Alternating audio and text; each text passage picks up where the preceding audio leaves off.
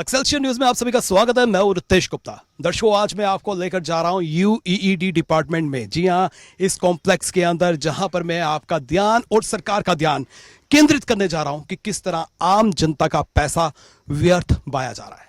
जी हां दर्शकों, आज मैं आपको दिखाने जा रहा हूं नए ट्रैक्टर और टैंकर। जी हां, ये जम्मू म्युनिसिपल कॉर्पोरेशन की प्रॉपर्टी है। ये जम्मू म्युनिसिपल कॉर्पोरेशन द्वारा परचेज किए गए थे ताकि लोगों के काम आ सके, आम जनता के काम आ सके। लेकिन आज ये नए ट्रैक्टर और टैंकर अपनी दुर्दशा पर आंसू बहा रहे हैं। आप देख सकते हैं क्या हालत है इन ट्रैक्टर और टैंकर्स की। जी हाँ, धूप हो, बारिश हो, इनको यहाँ पर पार्किंग स्पॉट में रख दिया है, पार्किंग कर दी गई है इनकी। 4 से 5 साल हो गए हैं, ये अपनी जगह से टस से मस नहीं हुए। ये नए ट्रैक्टर हैं, नए टैंकर हैं।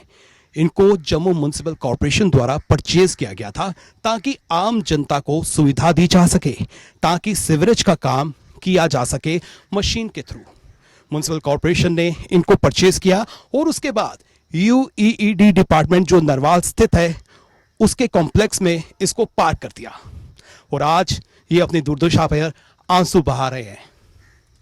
ये ट्रैक्टर नए हैं, इनके आप नंबर देख सकते हैं, इनके आप टायर दे सकते हैं, इनके आप चेसी नंबर देख सकते हैं और यहां तक कि स्पीडोमीटर जो है वो भी आप चेक कर सकते हैं और देख सकते हैं कि ये कितना चले हैं, कितना डिस्टेंस जो है इन्होंने कवर किया है। हालांकि ट्रैक्टर की अगर पर्टिकुलर बात करें तो ट्रैक्टर एग्रीकल्चर पर्पस के लिए जो है इस्तेमाल में लाया जाता है। म्युनिसिपल कॉर्पोरेशन ने इसको परचेज तो कर लिया और उसके बाद इसको इस्तेमाल में नहीं लाया। आज ये ट्रैक्टर, हम यही बार बार कह रहे हैं कि अपनी दुर्दशा पर आंसू बहा रहे हैं, क्योंकि ये ट्रैक्टर लाखों की कीमत है इनकी। टैंकर की लाखों की कीमत है। 4 लाख, 5 लाख, 6 लाख, 7 लाख से ये शुरू होते हैं ट्रैक्टर। और टैंकर की बात करें पर्टिकुलर 75,000, लाख, 1.25 लाख, 1.5 लाख की रेंज जो है एक टैंकर की पड़ती है। ये एक सीवरेज मशीन के तौर पर जो है इसको इस्तेमाल में लाया जाना था। लेकिन आज ये ट्रैक्टर यहां पर पड़े हुए हैं, डंप किया गया है इनको इस्तेमाल में नहीं लाया जा रहा। म्युनिसिपल कॉर्पोरेशन की बात करें तो म्युनिसिपल कॉर्पोरेशन बड़े बड़े दावे करती है। आप ये देख सकते हैं, ये ट्रैक्टर जो है धूप हो, छांव हो, यहीं पर पड़े हुए हैं और इनका कोई पर्पस नहीं है। लेकिन जिस अमाउंट से इनको खर्चा किया है, जिस फंड से इनको खर्चा किया है, वो आम जनता का पैसा था। आम जनता के टैक्स के द्वारा जो है पैसा दिया जाता था। म्युनिसिपल कॉर्पोरेशन ने इनको खरीद तो लिया, लेकिन आज देखिए, आपको मैं इनकी हालत दिखाने की कोशिश करता हूं। आप देख सकते हैं, अगर आप इसका स्पीडोमीटर अगर आप चेक करें तो 21 किलोमीटर ओनली। अगर किसी अन्य ट्रैक्टर का आप चेक करें तो उसका भी इसी रेंज में जो है आपको स्पीडोमीटर नजर आएगा। यानी कि ये ट्रैक्टर चले ही नहीं है और 4 से 5 साल हो गए ये ट्रैक्टर यूं ही यहां पर पड़े हुए हैं। म्युनिसिपल कॉर्पोरेशन की वर्किंग पर प्रश्न चिन्ह जरूर लगता है।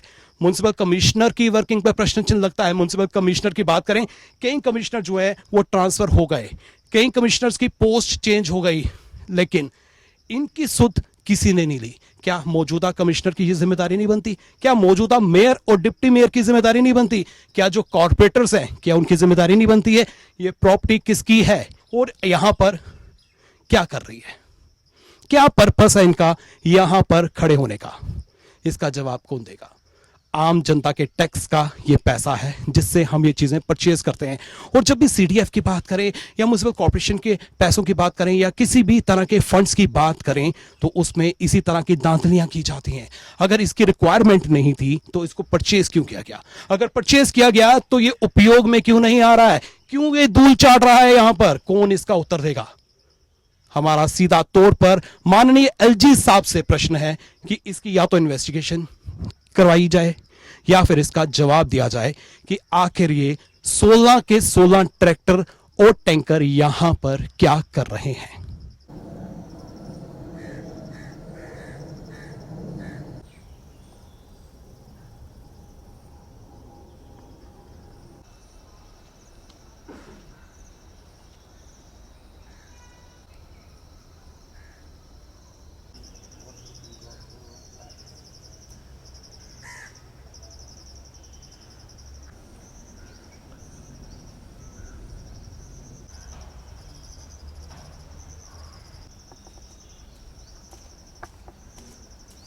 इस वक्त मेरे साथ हैं एग्जीक्यूटिव इंजीनियर यूईईडी के शिव कुमार गुप्ता जी। आइए इनसे बात करते हैं। सर, बहुत बहुत स्वागत है आपका।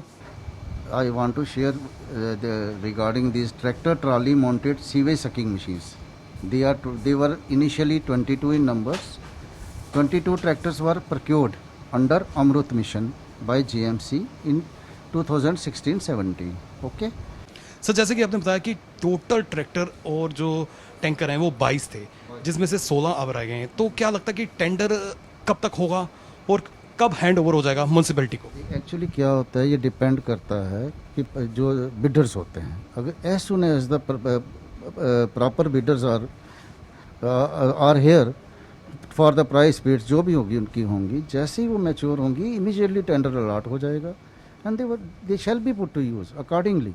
लेकिन सर 2016 से वो इस कॉम्प्लेक्स में है, आज 2021 चल रहा है, तो आपको नहीं लगता कि अगर ये मशीन्स कहीं इस्तेमाल में लाई जाती तो इसका लाभ भी मिलता, और यहाँ पर खड़े खड़े जो है ये अपनी दुर्दशा पे आंसू बहा रही हैं? क्या है, इसके लिए पूरी कॉरस्पॉन्डेंस हुई है time to time from GMC, from हमारी तरफ से भी पूरी हुई है, लेकिन इसमें यही था कि during the process of the time कि ऐसा ही था कि कोई शायद मैं कुछ इसके बारे में तो यही कहा जा सकता है कि आउटसोर्सिंग में उसके बारे में यही कह सकता हूँ, जैसे ही वो मैच्योर होगी वो टेकअप कर लेंगे, दैट्स ऑल, और इसके ज़्यादा से ज़्यादा मैं कुछ कह नहीं सकूँगा आपको।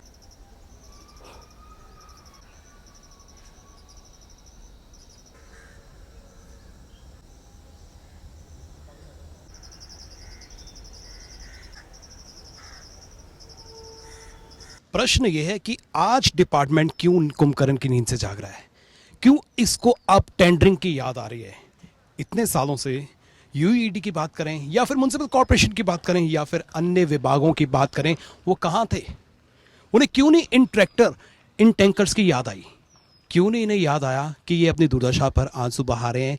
जो लोगों का टैक्स द्वारा वो पैसा देते हैं वो यूं ही व्यर्थ बहा रहा है। जो प्रॉपर्टी उन्होंने खरीदी है, जो टैंकर्स या ट्रैक्टर उन्होंने खरीदे हैं, वो किसी काम में नहीं आ रहे हैं।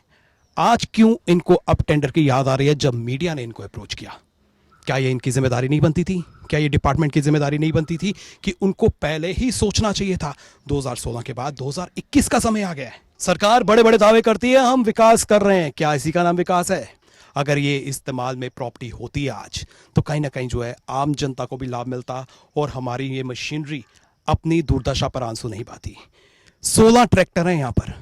ट्रैक्टर की क्या कीमत है मुझे बताने की जरूरत नहीं है। सरकार की जिम्मेदारी बनती है इसकी इन्वेस्टिगेशन की जाए और जो भी कसूरवार है उस पर सख्त से सख्त जो है एक्शन होना चाहिए।